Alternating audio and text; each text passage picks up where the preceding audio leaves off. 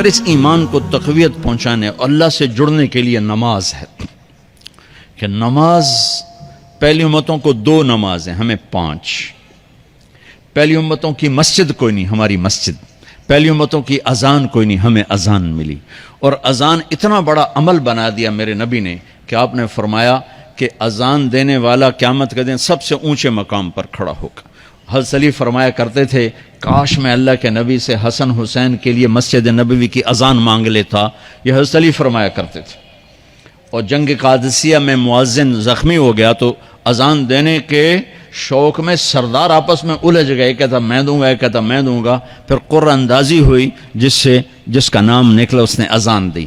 حضرت عمر فرمایا کرتے تھے اگر میں امیر المومنین نہ ہوتا، اگر میں خلیفہ وقت نہ ہوتا تو میں مسجد نبوی کا مؤذن بننا پسند کرتا۔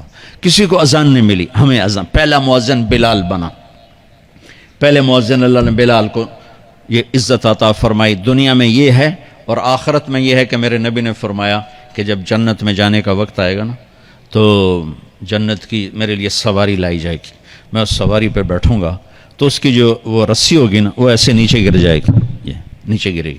اس رسی کے یعنی اس کی جو لگام ہوتی ہے نا وہ نیچے گرنے کا مطلب ہے یہ ایسے نیچے گر گئی۔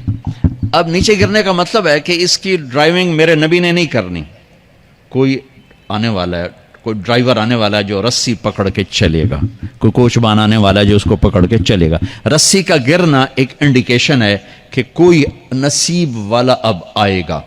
جب آپ کی سواری کھڑی ہوگی، رسی نیچے ہے تو اب سب کی گردنیں ایسے ہوں گی، کون، سب قیاس کر رہے کون۔ اللہ کی طرف سے اعلان ہوگا بلال کو بلایا جائے، بلال۔ تو بلال آپ کی سواری کی لگام پکڑیں گے اور آپ نے فرمایا کہ سب سے پہلے میں جنت میں جاؤں گا اور بلال میرے ساتھ ہوگا، میری سواری کی لگام پکڑے ہو جائے گا۔ تو ہمیں اذان ملی، کسی امت کو اذان نہیں ملی۔ ہمیں 5 نمازیں ملی، کسی امت کو نمازیں نہیں۔ 2 نمازیں، ایک فجر کی 2 رکعت، عصر کی 2 رکعت۔ باجماعت نہیں، ان کو اپنی کتاب یاد نہیں، ہمیں قرآن یاد ہے۔ میرے مدرسے میں ایک بچہ اب ماشاءاللہ امریکہ میں وہ پڑھا رہا ہے، اس نے 30 دن میں قرآن یاد کیا۔ صبح یاد کرتا تھا، شام کو تراویح میں سناتا تھا۔ میرے مدرسے کا بچہ ہے، صبح بیٹھ کے مغرب تک پورا سپارہ یاد کر کے اور عشاء کو تراویح میں سنا دیتا تھا۔ اللہ نے میں ایسا قرآن دے دیا کہ 1 مہینے میں بھی یاد ہو جاتا ہے۔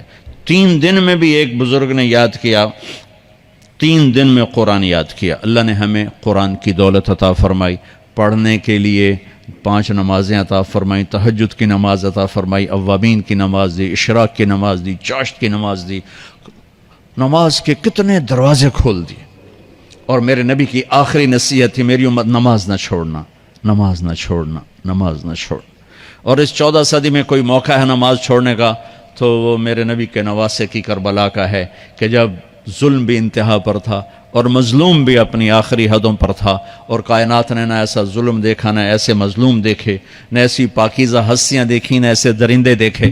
تو سورج ڈھلا، نماز کا وقت ہوا ہے، تو آپ نے سبحان اللہ، آپ نے زہیر سے فرمایا کہ شمر سے کہو نماز پڑھنے دے، نماز پڑھنی ہے، امت کو پیغام دینا ہے کہ یہ کسی حال میں چھوڑنے کا کام نہیں ہے۔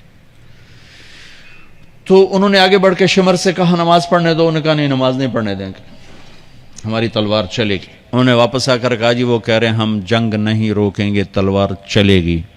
تو پھر یہ نہیں فرمایا اچھا چلو ٹھیک سر دیو، فرمایا اچھا آدھے نماز پڑھو آدھے جنگ کرو۔ آدھوں نے نماز پڑھی، آدھوں نے جنگ کی۔ پھر انہوں نے جنگ کی اور پہلوں نے نماز پڑھی، اور عصر سے پہلے سب کے سر کٹ کے نیزوں پہ چڑھ گئے۔ یہ وہ ہستیاں ہیں جن کو میرے نبی نے کہا میری آنکھوں کی ٹھنڈک حسن حسین، میرے جگر کے ٹکڑے، میرے جنت کے پھول، پتہ نہیں کیا کیا تشبیہات دی ہیں میرے نبی نے۔ اور جنت کے نوجوانوں کے سردار حسن اور حسین۔ اور پھر نماز نہیں چھوڑی۔ ان کو جنت کی بشارت تو ماں کے دودھ پیتے مل گئی تھی، کربلا کی وجہ سے نہیں ملی سرداری ان کو، وہ تو ان کے سر کا صحرا ہے الگ۔ ان کو سرداری جنت کے ملی ماں کا دودھ پیتے ہوئے کہ جنت کے نوجوانوں کے سردار ہیں حسن اور حسین۔ نماز نہیں چھوڑی میرے عزیزو، نماز نہ چھوڑ۔ اللہ کا شکر ہے، میں آپ بچوں کو دیکھ کے مجھے اپنا کالج کا دور یاد آ رہا ہے۔ ہمارے دور میں ایک نعیم الدین صاحب گورنمنٹ کالج لاہور میں تبلیغ کا کام کرتے تھے، اور وہ اکیلے ہی نماز پڑھتے تھے، کوئی نمازی نہیں ہوتا تھا، اور کسی لڑکے کی داڑھی نہیں تھی، کسی لڑکی سوا سے ایک نعیم الدین کے۔ اب ہر کالج میں جائے داڑھیوں والے بچے نظر آتے ہیں، ٹوپیوں والے بچے نظر آتے ہیں، کوئی لڑکی کے سر پہ دوپٹہ نہیں ہوتا تھا، کوئی ایجوکیشن تھی۔ اب لمز جیسی یونیورسٹی میں بھی لڑکیاں پورے برقعے میں ہوتی ہیں، حجاب میں ہوتی ہیں، نقاب میں ہوتی ہیں۔ جہاں برائی کا گراف اوپر گیا تو نیکی کا بھی اوپر گیا، جہاں برائی کا لیول اگر بڑھا ہے تو نیکی کا لیول بھی بڑا ہے۔ اتنا بڑا میری نسل کا مجمع اللہ کی بات سن رہا ہے، یہ اس دور میں کوئی تصور نہیں کر سکتا تھا۔